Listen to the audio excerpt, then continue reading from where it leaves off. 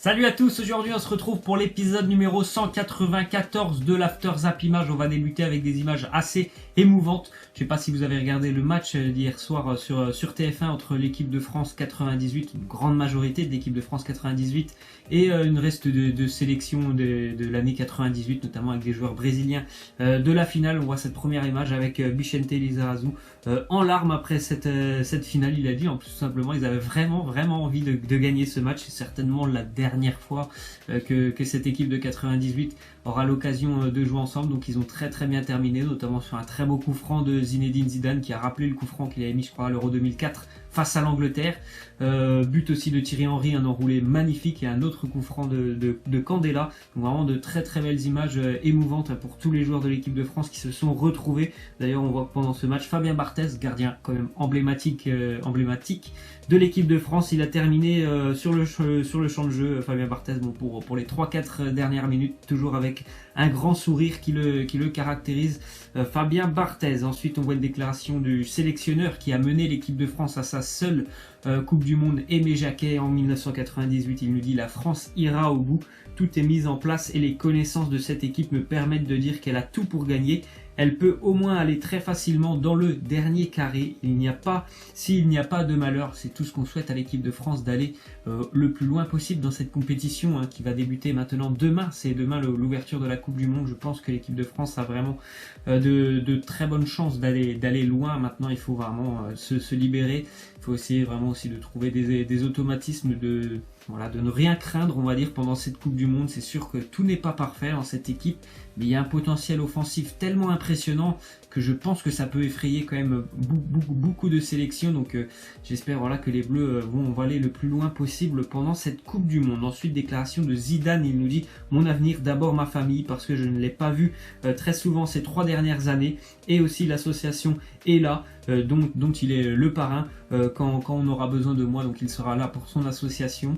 Et puis aussi sa famille. C'est vrai que le poste qu'il a d'entraîneur du Real Madrid, c'est sûr que ça lui a permis de vivre de belles émotions, on va dire, sur le plan sportif et le plan personnel, le plan du travail. Mais c'est sûr qu'il a certainement aussi vu beaucoup moins sa famille, et c'est ce qui compte maintenant pour lui, c'est de prendre un petit peu de repos, de laisser un petit peu le football de côté. Donc voilà, c'est pour ça aussi que l'équipe de France, c'est pas pour maintenant. Je pense que il a envie de repos, de profiter de sa famille et de faire des choses avec son association. Et là, ensuite on voit une déclaration de Didier Deschamps. Il nous dit: offensivement, c'est la première fois qu'il y a en même temps la qualité et la quantité. D'ailleurs, beaucoup ne sont pas là et auraient mérité d'y être aussi. C'est ce que j'ai dit. Franchement, je pense qu'offensivement, c'est pour une fois l'équipe de France, là il y a énormément d'armes, et on a même dû en laisser qui ne sont vraiment pas présents à la Coupe du Monde. Donc il y a tellement d'armes offensives pour l'équipe de France que c'est sûr que cette équipe, elle peut vraiment impressionner et surprendre offensivement. Bon, il ne faut pas se cacher non plus qu'il y a beaucoup moins de certitude sur le plan défensif, mais offensivement cette équipe, elle est quand même monstrueuse, cette jeune et talentueuse équipe de France. Ensuite on voit que l'Olympique Lyonnais s'intéresse à Leander Dendoncker, jeune milieu de terrain de Anderlecht en Belgique. West Ham serait aussi sur le coup. Très bon numéro 6, Dendoncker, très doué techniquement. Pour un numéro 6, il est vraiment très doué dans les petits périmètres, il a une bonne vision du jeu. Alors, ça pourrait être vraiment une très belle recrue. Je pense que 15 millions d'euros, ça pourrait le faire pour Anderlecht. Je pense que Lyon va vraiment tenter de le recruter, parce qu'il a vraiment un très bon avenir. Je pense que ce joueur, j'ai déjà vu de bon nombre de vidéos, et niveau numéro 6, il est très à l'aise avec le ballon, et en plus de ça, c'est quelqu'un qui défend très bien. Ensuite, déclaration de Nabil Fekir sur ses idoles. Il nous dit: il y en a 2 que j'aimais beaucoup, Lionel Messi et Athènes Ben Arfa. Ce sont des joueurs qui m'ont beaucoup inspiré. Ben Arfa, vraiment, on lui a posé la question, il lui dit: bien sûr, il jouait à Lyon, je voyais ce qu'il faisait, c'était magnifique. Bien sûr que Ben Arfa, je peux comprendre que c'était l'idole de certains jeunes. Bon, là, sa carrière est un petit peu plus compliquée que ce qu'on lui prédisait. J'espère qu'il va d'ailleurs pouvoir signer dans un bon club cet été. Mais Athènes Ben Arfa, il fallait le voir quand même jouer lorsqu'il était à Lyon, lorsqu'il avait débuté. C'était vraiment splendide d'avoir joué, une qualité technique hors du commun, et franchement un très bon joueur Athènes Ben Arfa. Ensuite, une déclaration de Thiago Silva, le défenseur parisien, il nous dit: Milan est dans mon cœur et le sera toujours. Je serai toujours fan de cette équipe. Le football européen a besoin du vrai Milan. Comment pourrais-je dire non à Milan? Tout est possible.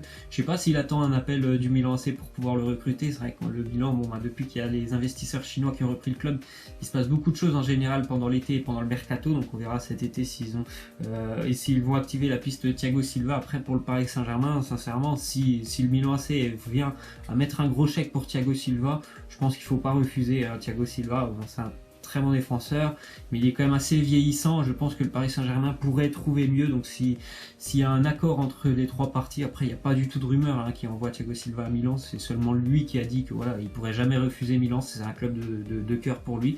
Mais si vraiment il y avait une possibilité d'accord, je pense que pour le PSG, il faudrait le vendre et essayer de trouver quelqu'un d'un petit peu plus jeune. Ensuite, déclaration de l'agent de Florian Thauvin, Jean-Pierre Bernès, il nous dit: il ne faut pas croire qu'à l'étranger la visibilité est plus importante qu'en France, surtout avec l'OM. Après, s'il doit y avoir des discussions, elles se feront, mais ce n'est pas du tout un sujet pour le moment. Florian Thauvin, déjà, il est concentré sur sa Coupe du Monde avec l'équipe de France. Après, je pense que le manque de visibilité, c'est sûr qu'à Marseille, c'est un club qui est énormément populaire, donc forcément il y a de la visibilité, mais le problème pour l'année prochaine pour Thauvin, c'est qu'il n'y aura pas la Ligue des Champions, et je pense qu'il peut la trouver dans un championnat étranger. Après, reste à savoir ce qu'il a envie de faire lui. Il le sait aussi que certainement il se plaît énormément du côté de Marseille, donc il a peut-être aussi envie de continuer l'aventure marseillaise malgré le fait qu'il n'y aura pas de Ligue des Champions, et d'essayer d'emmener le club olympien en Ligue des Champions dès l'année prochaine. Ensuite, on voit la une du quotidien Sport en Espagne avec le Barça qui va devoir lancer une opération dégraissage. Pas moins de 6 joueurs devraient quitter le Barça. Le Barça espère déjà toucher à peu près 100 millions d'euros après les ventes de Deulofeu à Watford. Celle-là, elle est actée. Il a signé Gérard Deulofeu à Watford, Paco Alcácer, André Gomes, Alex Vidal, Rafinha, Mounir ou encore Marlon. Donc beaucoup de joueurs doivent quitter le Barça. Peut-être possiblement pour recruter Antoine Griezmann aussi. C'est sûr que s'il y a 100 millions derrière qui arrivent, ça pourrait aider dans le transfert de Griezmann. Mais voilà, le Barça a un effectif assez conséquent avec des joueurs qui n'auront jamais leur place, comme ceux cités dans la liste. Donc voilà, le Barça envisage vraiment de vendre pas mal de joueurs cet été. Ensuite, on voit l'info que je vous avais donnée hier entre Raja Nainggolan et l'Inter Milan. Visiblement, il y a un accord entre Raja Nainggolan et l'Inter. Une offre de 30, ça pourrait se conclure à hauteur des 30 millions d'euros, ce qui je trouve vraiment assez bas quand même pour Raja Nainggolan. Par rapport à sa qualité, Raja Nainggolan, 30 millions d'euros, il pourrait rejoindre l'Inter Milan, donc il pourrait quitter la Roma, son club de cœur. Ensuite, on voit une arrivée du côté de Villarreal, Gérard Moreno, attaquant qui appartenait à l'Espagnol Barcelone. Il s'engage avec le club de Villarreal, très très bon attaquant, vraiment un renard des surfaces. Voilà, 16 buts marqués l'année dernière avec l'Espagnol Barcelone, un attaquant assez puissant et toujours bien placé. Donc Villarreal va vraiment avoir une belle attaque avec Gérard Moreno et Karl Toko Ekambi l'année prochaine. À mon avis, à eux deux, ça peut aller chercher pas loin des 30 buts sur la saison à eux deux.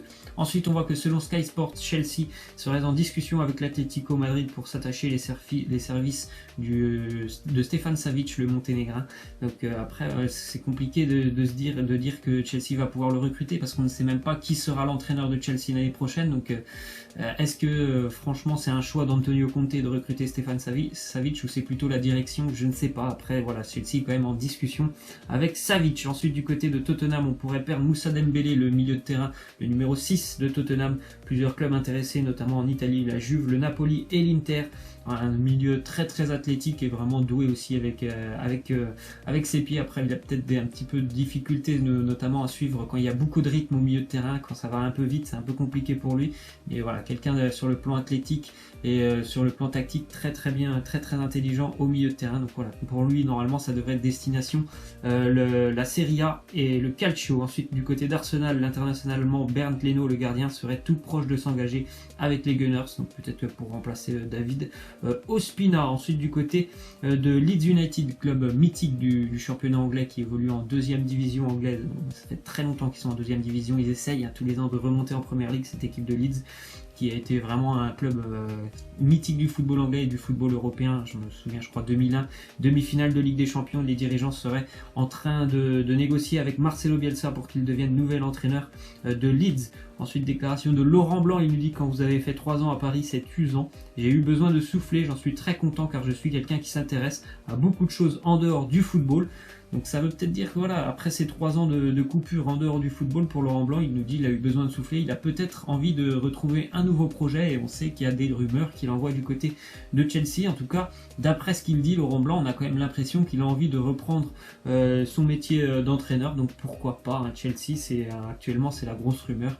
Il pourrait devenir l'entraîneur des Blues. Ensuite, on voit que donc pourtant citoyen d'une nation favorite au titre de champion du monde, les Brésiliens, visiblement, c'est d'après un sondage, ne s'intéressent pas plus que ça au mondial.